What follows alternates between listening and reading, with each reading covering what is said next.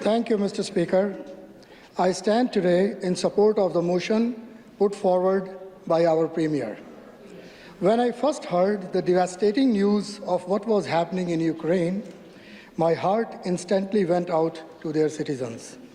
My thoughts went back to when my own parents were in the similar position and had to abandon their homes like many are now doing in Ukraine during the partition of India.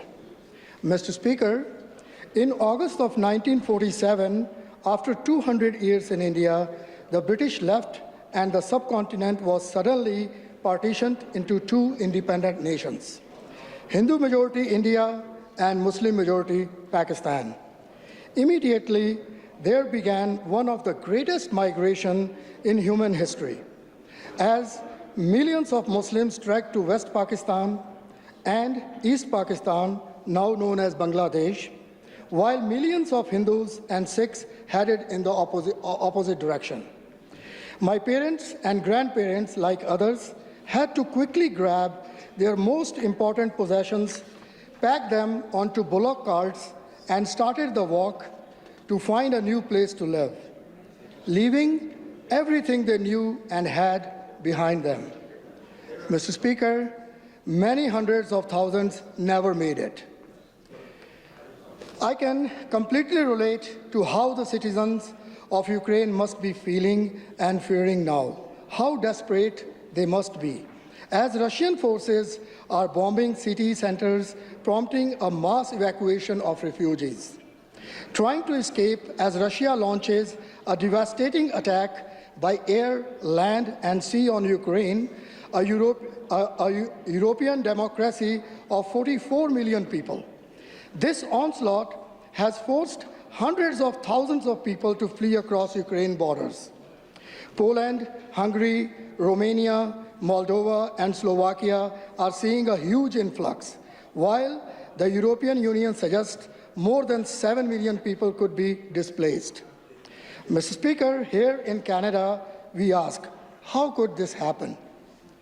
Late last year, in 2021, while the world focused on managing the COVID pandemic, the Russian government began deploying troops close to Ukraine borders, while repeatedly denying they were going to attack.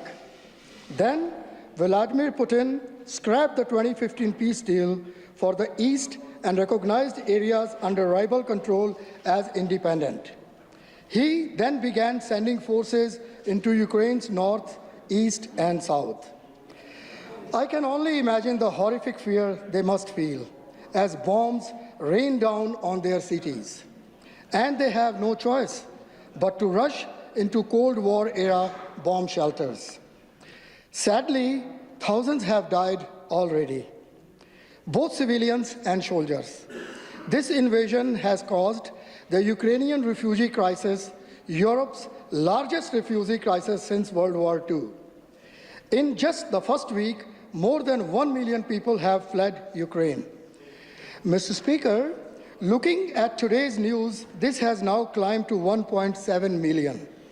The non-stop shelling attack continues to prevent the evacuation of civilians from besieged cities, despite Russia's proposal to create safe escape routes out of Kyiv, Mariupol, Sumy, and Kharkiv. It was then uncovered that many of the routes would only take the Ukraine civilians to Russia or its ally, Belarus. Tens of thousands of civilians remain trapped without power and with little access to food and water in the large port city of Mariupol. 2 attempts to evacuate them on the weekend collapsed after planned ceasefires failed to materialize. With the most recent attack on Irpin, just half an hour away from the capital city of Kyiv, people are still in the streets fighting to save their country. The rest are traveling by foot, with mothers cradling their babies, children clutching their toys, and the elderly trying to keep up, some not able to hold back the tears. This is the never-ending outpouring of people attempting to outrun the bombs falling from the sky, breaking their homes into rubble. Generations spent building, gone in seconds.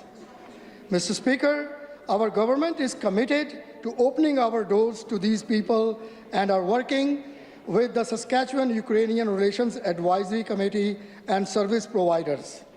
We are also offering support such as waiving long-distance and text message charges from Canada to Ukraine for SaskTel customers and roaming charges for those in Ukraine. Raising Ukraine's flag, which will continue to fly indefinitely outside the legislative building. Financially supporting humanitarian efforts in Ukraine. Providing administrative support to the Saskatchewan-Ukraine Relations Advisory Committee through the Government Liaison and Intergovernmental Affairs. Working with post-secondary institutions to determine the impact on international students and potential supports. The Saskatchewan Liquor and Gaming Authority are delisting Russian products from its distribution center and retail stores, and providing mental health resources for employees and eligible family members. We are also working closely with the federal government to coordinate our efforts to help displaced Ukrainians. The federal government has announced 2 new immigration streams for Ukrainians who want to come to Canada. The Canada-Ukraine authorization for emergency travel is the fastest and most efficient option. And the special family reunification sponsorship pathway for permanent residents for immediate and extended family members of Canadian citizens and permanent residents. We fully support these actions by our federal government and hope they will result in more Ukrainians being able to resettle in Saskatchewan. To help expedite the application process for Ukrainian families wishing to come to Saskatchewan, we will utilize the existing Saskatchewan Immigrant Nominee Program.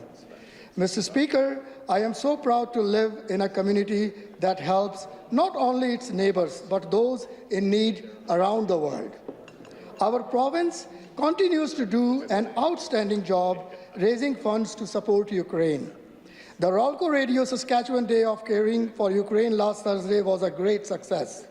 In just half of a day, the people of Saskatchewan pulled together and donated over $1 million to provide humanitarian assistance to refugees and those still in Ukraine.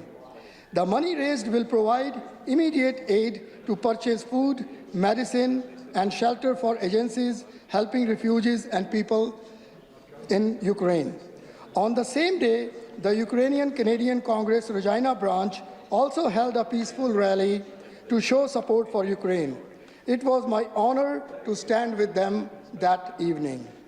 Thanks to the overwhelming generosity of supporters, the Canadian Red Cross has already met its goal, and the Government of Canada has matched their donations of $10 million to the Ukrainian Humanitarian Crisis Appeal. The Canada-Ukrainian Foundation, the Red Cross, and UNICEF are all still accepting donations.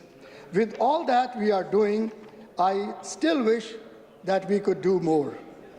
Let's all pray for the safety and well-being for the millions of Ukrainian peace-loving citizens. May God bless them. Thank you, Mr. Speaker.